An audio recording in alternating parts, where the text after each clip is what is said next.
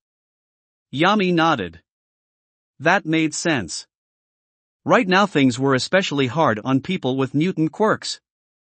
After the Meta Liberation Army's attacks on Izuku, the quirk equalist groups became furious and started becoming more proactive and aggressive, prompting quirk discrimination groups to become even more active and aggressive, which prompted the quirk equalist to get more aggressive and so on, and so forth.